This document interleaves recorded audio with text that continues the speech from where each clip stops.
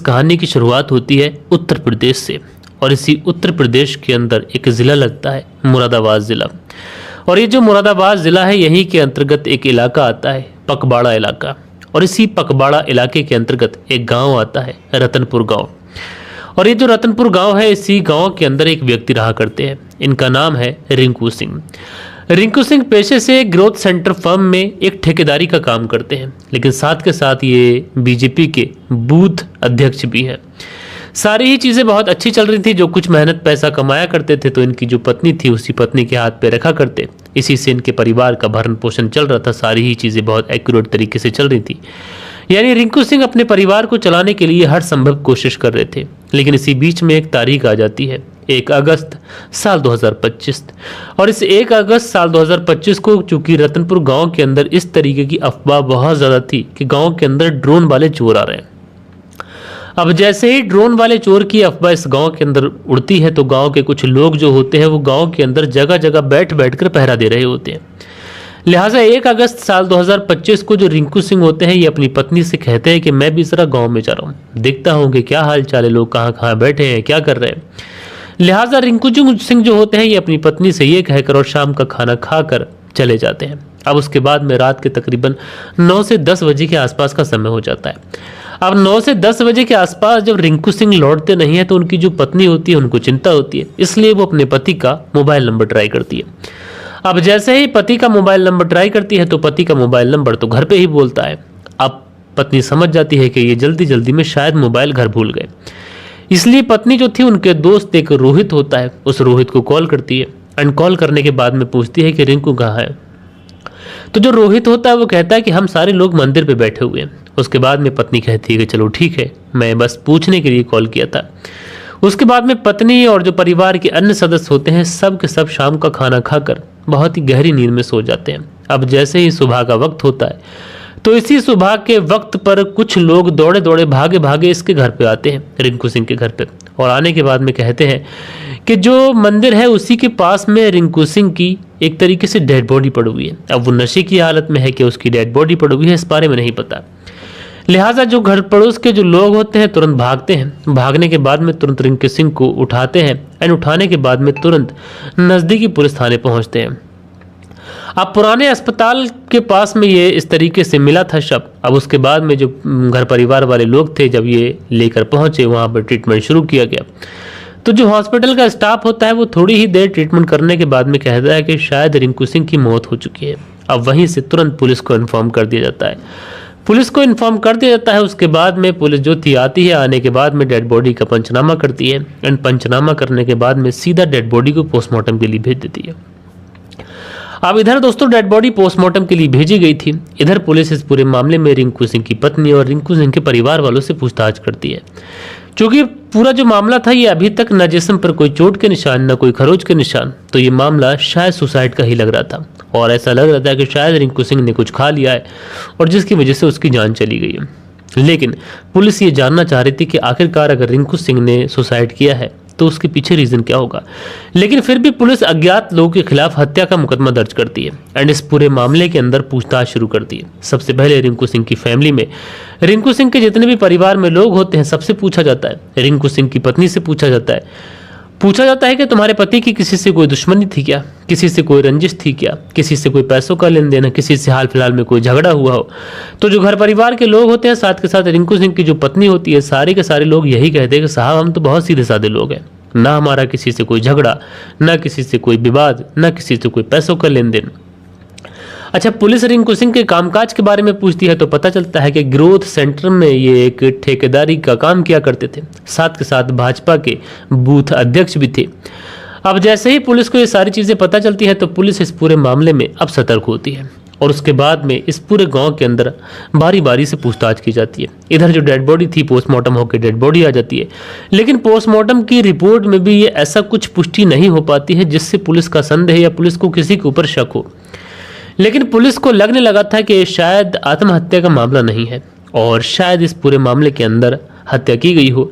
लेकिन हत्या किसने की है, क्यों की है, ये पुलिस के लिए एक राज था। पुलिस तमाम लोगों से, गांव के लोगों से, हर किसी से पूछताछ करती है, लेकिन दोस्तों पुलिस को कहीं से कुछ भी हाथ नहीं लगता है। उसके बाद में पुलिस फैसला करती है कि रिंकू सिंह की पत्नी का सीडीआर निकाला जाए, क्योंकि आज के ज़माने में दोस्तों पत्नियां बहुत ज़्यादा इन्वॉल्व हैं। अगर किसी पति की संदिग्ध परिस्थितियों में मौत हो जा रही है तो पुलिस का जो शक है सबसे पहले पत्नी के ऊपर जा रहा है। लिहाजा इस केस के अंदर भी ऐसा ही होता है। पुलिस जो थी वो रिंकू सिंह की पत्नी का मोबाइल नंबर लेती है और उसका सीडीआर निकालती है। अब जैसे ही सीडीआर निकालती है तो पुलिस को यहाँ पर एक बहुत बड़ी लीड मिलती है। दरअसल पुलिस को यह पता चलता है रिंकू सिंह की जो पत्नी है ये किसी अरुण सिंह नाम के व्यक्ति से बहुत ज्यादा बातचीत कर रही है, और जिस दिन रिंकू सिंह की मौत हुई है उस दिन भी अरुण सिंह से कई बार इसकी बातचीत हुई है। अब जैसे ही पुलिस को यह पता चलता है तो पुलिस पता करती है कि अरुण सिंह कौन है। अब दोस्तों जब अरुण सिंह के बारे में पता किया जाता है तो पता चलता है कि अरुण सिंह तो इसी रिंकू सिंह का फुफेरा भाई है, जो कि रहने वाला संभल नरौली का था, और 25 साल पहले इनका जो परिवार है वो यहीं पर आकर बस गया था, और जो कि एक निर्यातक कंपनी में काम करता है, जो बर्तन ये सारी चीज़ें होती हैं जो उसका इंपोर्ट एक्सपोर्ट का काम है उस कंपनी का, उसी कंपनी में ये काम करता है। लिहाजा पुलिस इस फुफेरे भाई अरुण के बारे में छानबीन करती है। जब इसके बारे में छानबीन की जाती है तो पता चलता है कि अरुण का रिंकू सिंह के घर पर बहुत ज़्यादा आना जाना है। लिहाजा उसके बाद में पुलिस जो थी वो रिंकू सिंह को उठा लेती है। रिंकू सिंह को उठाने के बाद में सीधा पुलिस थाने लेके जाती है और इससे पूछताछ की जाती है। रिंकू सिंह पुलिस को शुरुआत में घुमाने की भरपूर कोशिश करता है। वो पुलिस से कहता है कि तुम पुलिस को घुमाने की कोशिश कर रहे हो, तुम लोगों को भ्रमित करने की कोशिश कर रहे हो, कातिल कोई और है और तुम लोग पकड़ किसी और को लाए। लेकिन पुलिस को चूंकि अब जो शक था पुलिस का वो यकीन में बदल चुका था, क्योंकि रिंकू सिंह की जो पत्नी थी वो इस अरुण सिंह के साथ में बहुत ज़्यादा बातचीत किया करती थी। लिहाजा पुलिस वाले अब अरुण सिंह को फ्रंट सीट पर बैठाते हैं, और फ्रंट सीट पर बैठाने के बाद में जब इसके साथ में सख्ती से पूछताछ करते हैं तो जो अरुण सिंह था ये पुलिस के सामने टूटता है।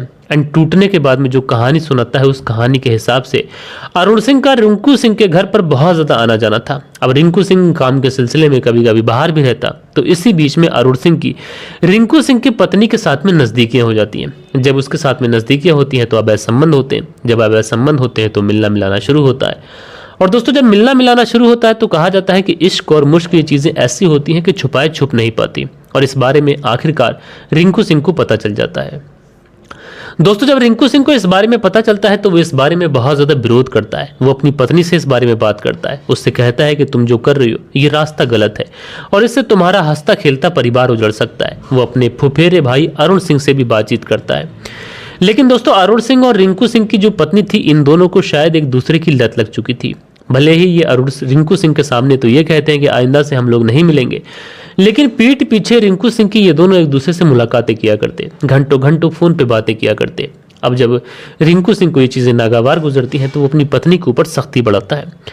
रिंकू जब अपनी पत्नी के ऊपर सख्ती बढ़ाता है तो उसके बाद में अरुण सिंह का जब रिंकू की पत्नी से मिलना जुलना कम होता है तो यहीं पर वो प्लानिंग करता है, और उसको ऐसा लगता है कि अगर रिंकू सिंह की हत्या कर दी जाए तो शायद वो रिंकू सिंह की पत्नी से जब चाहे जब मिल सकता है। इसलिए ये प्लानिंग करता है। 1 अगस्त साल 2025 को जब रिंकू सिंह अपने घर से शाम को जाता है, चोरों के बहाने के चोर कहाँ पर आए हैं कहाँ नहीं आए, तो उसी समय अरुण सिंह जो था वो रिंकू सिंह को अपने घर लेके जाता है। एंड वहाँ पे ले जाने के बाद में वो उसको शराब पिलाता है। अब चूंकि अरुण सिंह एक बर्तन की कंपनी में काम किया करता था तो वहाँ से बर्तन पर पॉलिश करने वाला एक केमिकल होता है जिससे बर्तन के अंदर चमक आती है। वो केमिकल जहरीला होता है। उस केमिकल को ये रिंकू सिंह की शराब में पिला देता है, और उसके बाद में रिंकू सिंह की मौके पे ही मौत हो जाती है। जब उसकी मौत हो जाती है तो उसके बाद में उसकी डेड बॉडी को पुराने अस्पताल के पास फेंकता है और वहाँ से 9-11 हो जाता है। सुबह को जब यह खबर घर वालों को पहुँचती है और घर वालों से पुलिस वालों को पहुँचती है तो सबको यही लग रहा था कि ये सुसाइड का मामला है। और हैरानी की बात यह थी कि अरुण सिंह पुलिस के सामने आता है। आने के बाद में इस परिवार की तरफ से कंप्लेंट लिखाता है, साथ के साथ पोस्टमार्टम कराने के लिए भी पहल दिखाता है। और बड़ी हैरानी की बात यह थी कि जो रिंकू सिंह की पत्नी जब धरना प्रदर्शन करती हैं रिंकू सिंह की मौत को लेकर, तो उस समय भी अरुण सिंह उस धरना प्रदर्शन में आगे आगे होता है। यानी एक कातिल ऐसा था जो पुलिस को लगातार गुमराह कर रहा था और बढ़ चढ़कर उस परिवार के साथ हिस्सा ले रहा था ताकि पुलिस उस कातिल को ढूंढ सके। लेकिन दोस्तों कातिल तो वही था। बहरहाल दोस्तों पुलिस ने जब इस पूरे केस का खुलासा किया तो लोग हैरान थे, परेशान थे कि आखिरकार एक व्यक्ति इतना चालाक कैसे हो सकता है, इतना क्रूर कैसे हो सकता है। आप लोग इस पूरी कहानी के बारे में क्या सोचते हैं कमेंट्स करके जरूर पसंद आई होगी। कहानी पसंद आई हो तो एक लाइक करिएगा, दोस्तों और मित्रों के साथ में जरूर शेयर करिएगा। बाकी दोस्तों मिलते हैं कल के दिन किसी और स्टोरी के साथ में। जब तक के लिए अपना ख्याल रखें, देश का ख्याल रखें, परिवार के रिश्तों की अहमियत को समझें। जय हिंद, जय भारत।